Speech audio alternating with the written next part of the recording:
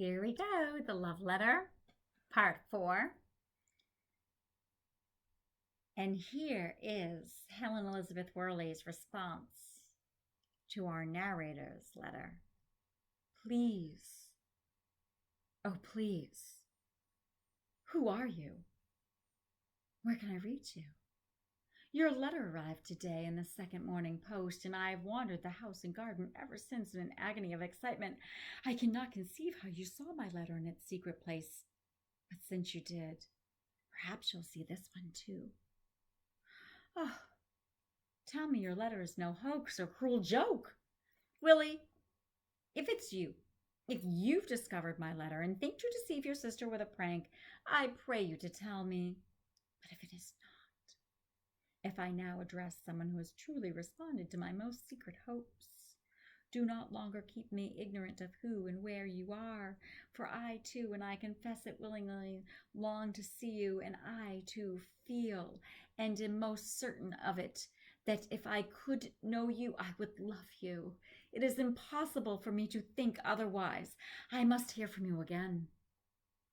I shall not rest until I do. I remain most sincerely, Helen Elizabeth Worley. After a long time, I opened the first little drawer of the old desk and took out the pen and ink I found there and a sheet of the notepaper. That's our climax. She wrote back, and please, a plea is like a begging. She pleads, who are you? Please do not let this be a prank. Willie, little brother of mine, it best not be you. And so now we're going to our falling action. So he reads the letter, he writes back, mails letter with old stamp,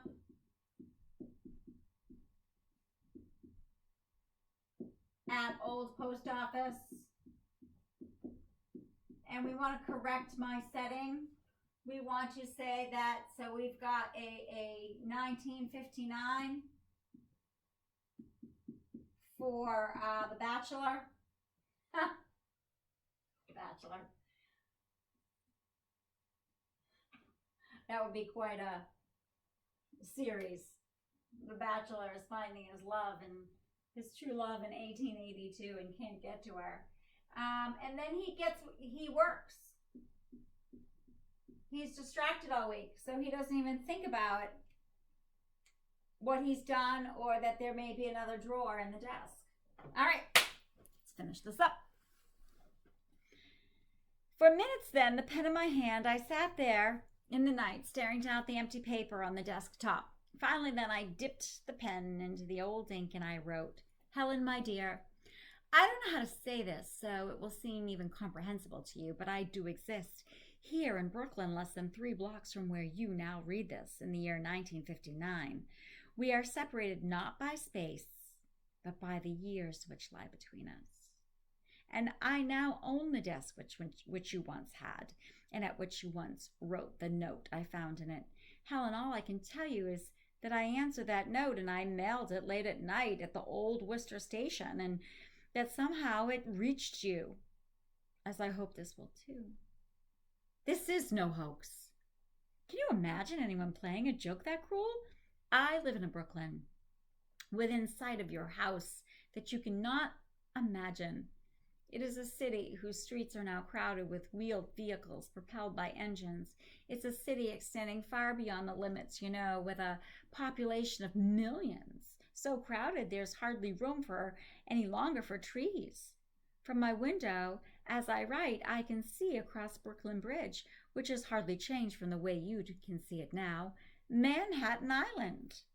And rising from it are the lighted silhouettes of stone and steel buildings more than 1,000 feet high. You must believe me.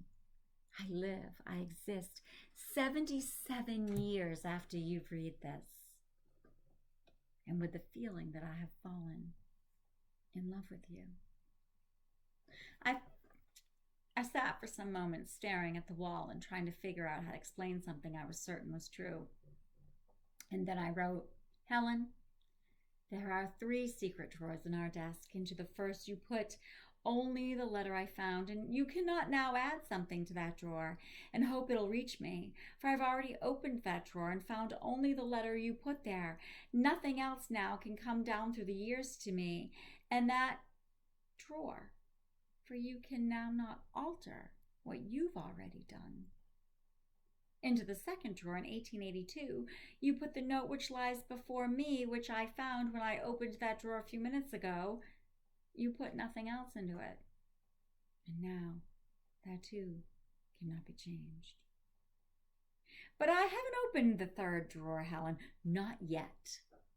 It is the last way you can still reach me, and the last time. I will mail this as I did before, and then I will wait, and in a week I will open the last drawer. Jake Belknap. And it was a long week. I worked, I kept busy daytimes, but at night I thought of hardly anything but the third secret drawer on my desk, and I was terribly tempted to open it earlier, telling myself that whatever might be in it had been put there decades before, and it must be there now, but I wasn't sure, and I waited. Then, late at night, a week to the hour after I'd mailed my second letter at the old Worcester post station, I pulled out the third drawer, reached in, and brought out the last little secret drawer which lay behind it. My hand was actually shaking, and for a moment I couldn't bear to look directly. Something lay in the drawer, and I turned my head away, and then I looked. I expected a long letter, very long, of many pages, her last communication with me, and full of everything she wanted to say, but there was no letter at all. It was a photograph, about 3 inches square, a faded sepia in color, mounted on heavy stiff cardboard with the photographer's name in the tiny gold script down the corner, Brunner and Holland, Parisian Photography, Brooklyn, New York. The photograph showed the head and shoulders of a girl in a high-necked dress with a cameo brooch at the collar. Her dark hair was swept tightly back, covering the ears, in a style which no longer suits our idea of beauty. But the stark severity of that dress and hair, that hairstyle couldn't spoil the beauty of the face that smiled out at me from that old photograph.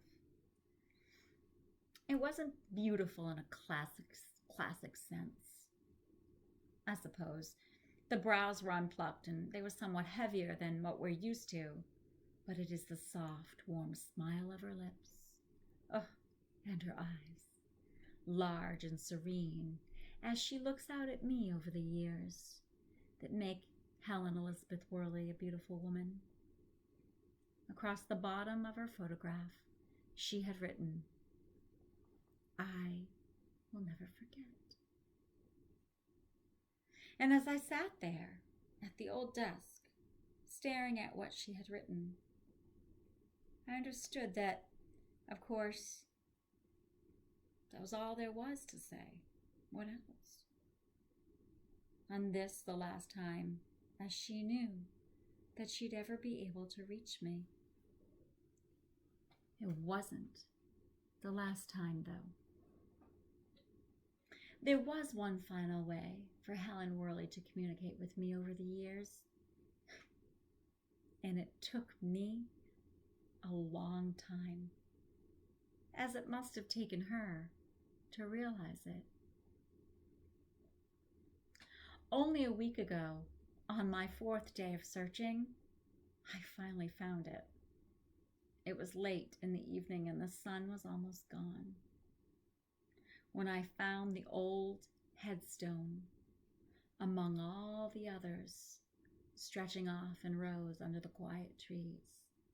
And then I read the inscription etched in the weathered old stone.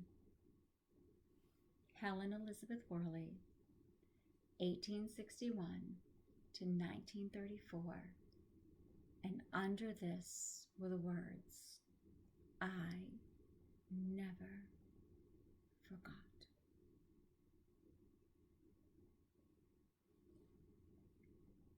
And neither will I.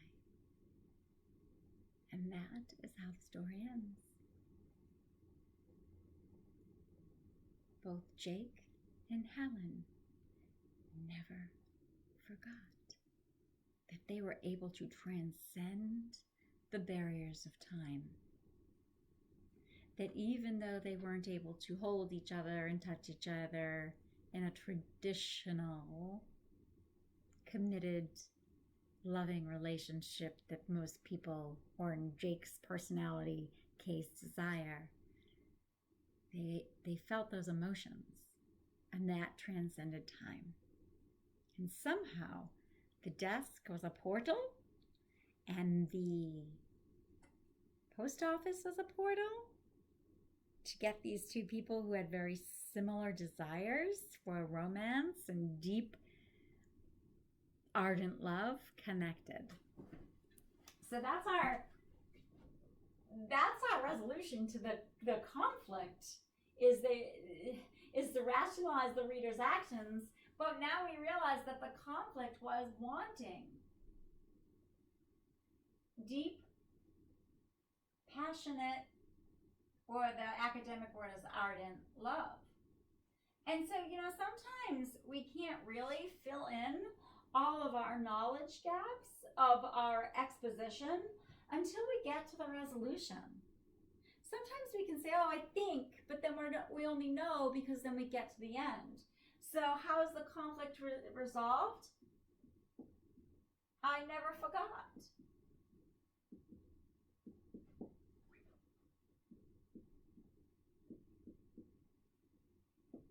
And it's on her tombstone. And so they both got to transcend time.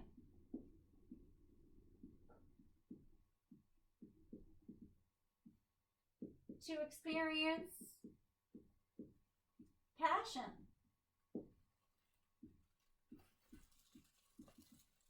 And so now we take and we go, I like to go to my resolution, and then I like to back up and fill in my details. So he searches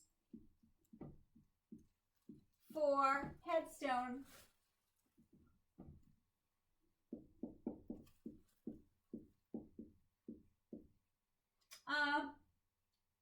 Her photograph.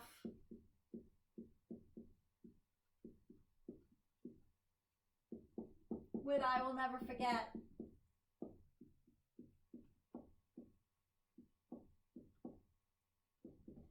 He answers letter. Now remember, he had a second stamp. Remember, he had only 2 stamps. 2 of those old ones. Okay? So you see how I did the work of analyzing the plot. I had to, I didn't just try to do everything in order. It doesn't always work out that way. So sometimes I got to get to the end so that I can work backwards and fill in gaps of things I weren't sure of. Like that 1959 date that I had calculated. So, and that's important because 1959, there's still very, very traditional beliefs. So the women's liberation, movement, women, had not been fully put into place in the 60s and 70s. Women were still, sort of marginalized in being housewives and but able to be in the workforce as secretaries and nurses, etc. So you see that he's a very traditional guy. And he even mentioned to us at one point, maybe I live in a time period if it's wrong for me, that as I pore over the book in the library, I dream of being in her time period. So now it's your job to write a theme. What's the message that we learn? The topic is the love letter. What do we learn about love? What do we learn about writing letters? So be interesting. I'm going to be interested to see what your message that you picked up from the story is. I look forward to reading to you again.